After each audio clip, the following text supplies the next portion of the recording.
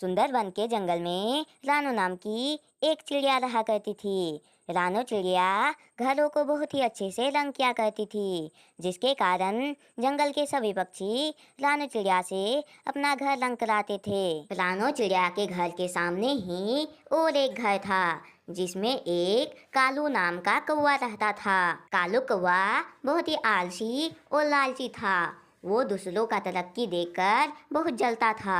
ऐसे ही एक दिन रानू चिड़िया के घर में एक सिपाही पक्षी आते हैं और बोलते हैं, रानू चिड़िया, हमारे महाराज को पता चला है कि तुम घरों को बहुत अच्छे से रंग करती हो, इसीलिए हमारे महाराज तुमको अपने घर को रंग करने के लिए बुलाए हैं। क्या तुम हमारे महाराज का घर को रंग करके दोगी? हाँ हाँ, मैं ये रंग जरूर करूँगी। मेरा तो रंग करना काम ही है। मैं यदि रंग नहीं करूँगी तो मेरा घर का गुजारा कैसे चलेगा। ठीक है रानू चिड़िया, तब तुम हमारे महाराज से अभी चलकर मिल लो। हाँ हाँ सिपाही पक्षी जी, क्यों नहीं। जिसके बाद रानू चिड़िया सिपाही पक्षी के साथ महाराज के महल की तरफ चली जाती है। रानू चिड़िया, मुझे जंगल में रहना बहुत पसंद है, इसीलिए मैं इस घर को जंगल में बनाया हूँ।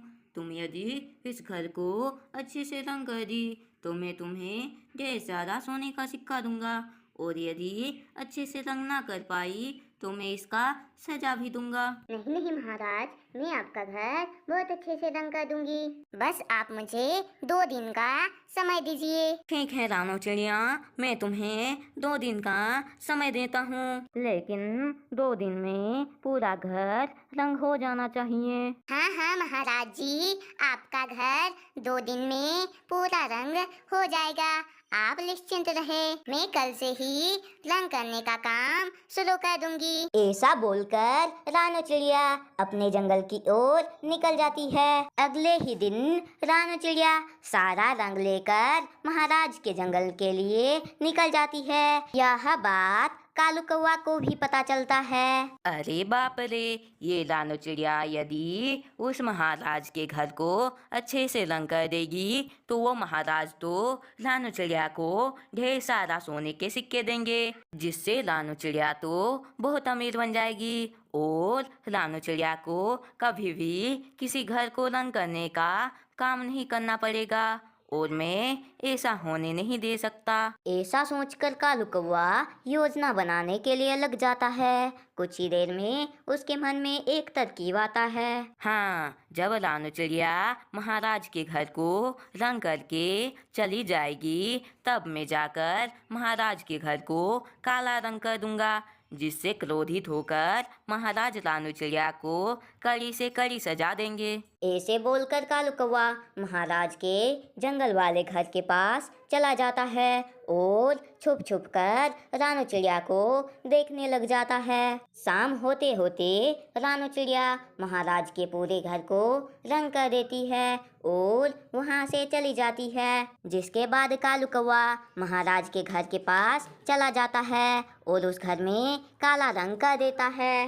अरे बाप रे, मैं तो एक रंग उसी घर के पास भूल गई हूँ। मैं अभी जाकर उस रंग को लेकर आती हूँ। ऐसा बोलकर रानू चिड़िया उस घर की तरफ निकल जाती है। वहां जाकर रानू चिड़िया देखती है कि उसका रंग किया हुआ घर पूरा काला हो गया है।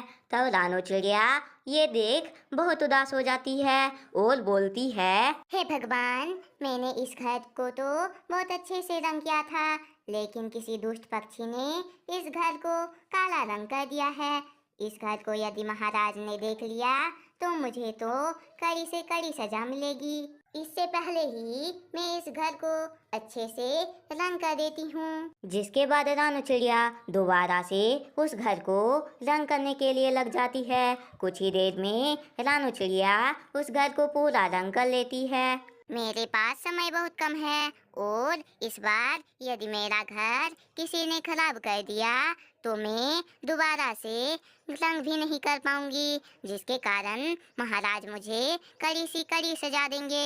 मैं एक काम करता हूँ कि सामने के किसी पेड़ में छुप कर देखती हूँ कि कौन मेरे घर में काला रंग कर दे रहा है। ऐसा बोलकर रानो चिड़िया पास के ही पेड़ में छुप जाती है। कुछ ही देर में वहाँ पर कालू कौवा आता है और काला रंग करने ही वाला था तभी चिड़िया वहाँ पर चली जाती है और बोलती है, कालू भैया, आपसे मुझे ये उम्मीद ना थी कि आप मेरे मेहनत पर पानी फेर सकते हैं। मैंने कितने मेहनत से इस घर को रंग किया था और आपने इस पर काला रंग कर दिया।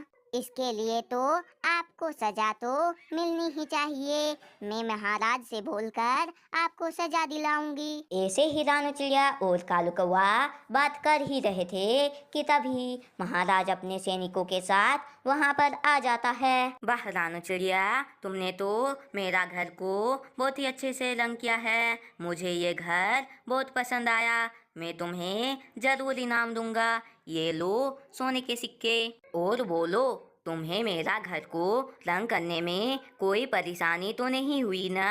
महाराज, वैसे तो मैंने आपका घर को एक दिन पहले ही रंग कर दिया था, लेकिन एक कौवे ने रंग को बिगाड़ते हुए आपके घर में काला रंग कर दिया था।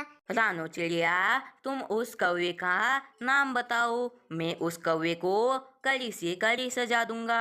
महाराज, वो कौवा और कोई नहीं, हमारे जंगल में रहने वाला कालू कौवा है। रानो चिड़िया, तुम चिंता मत करो, मैं उस काले कौवे को सजा जरूर दूंगा।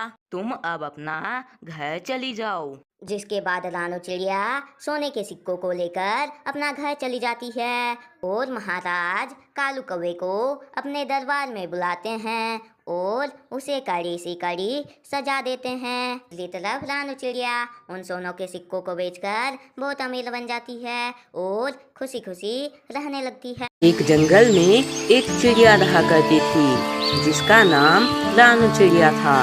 रानो चिड़िया बहुत ही गरीब थी और तो और वो बहुत ही मेहनती भी थी। रानो चिड़िया के घर के पास ही एक कौवे का घर था। वो बड़ा ही आलसी था। जब भी उसे भूख लगता था वो दूसरे किसी चिड़ियाओं के घर में जाता और वहाँ से दाना चुराकर खा लेता था। ऐसे ही एक दिन रानो चिड़िया कालू कौवे के पास जाती है और बोलती है, कालू भैया, बारिश का मौसम आने ही वाला है तो आप अपना घर को मजबूत कर ले और हाल दाना भी जमा कर ले। रानो चिड़िया, बारिश का मौसम आने वाला है, आया तो नहीं है ना। जब बारिश का मौसम आएगा तब मैं दाना जमा कर लूँगा और अपना घर भी मजबूत कर लूँगा। ऐसे बोलकर कालू कौवा अपने घोंसले में सोने लग जाता है। तब रानो चिड़िया वहाँ से चली जाती है और अपना घर बनाकर दाना इकट्ठा करने लग जाती है। ऐसे ही कुछ दिन बीत जाते हैं और बारिश का मौसम आ जाता है, लेकिन कालू कौवे ने अभी तक अपना घर मजबूत नहीं किया था। वो हर वक्त अपना कमजोर घर में सोता रहता था। ऐसे ही एक दिन जब कालू कौवा अपने घर में सो रहा था कि तभी उसका घर टूट जाता है और वो बारिश का पानी में भीगने लग जाता है। तब कालू कौवा को रानो चिड़िया का बात याद आता है। तब वो बहुत पछताता है, जिसके बाद वो रानो चिड़िया से मदद मांगने जाता है और रानो चिड़िया कालू कौवे का मदद कर देती है। कुछ दिनों बाद बारिश रुक जाता है और कालू कौवा भी अपना मजबूत घर बना लेता है और खुशी खुशी अपने घर में रहने लगता है।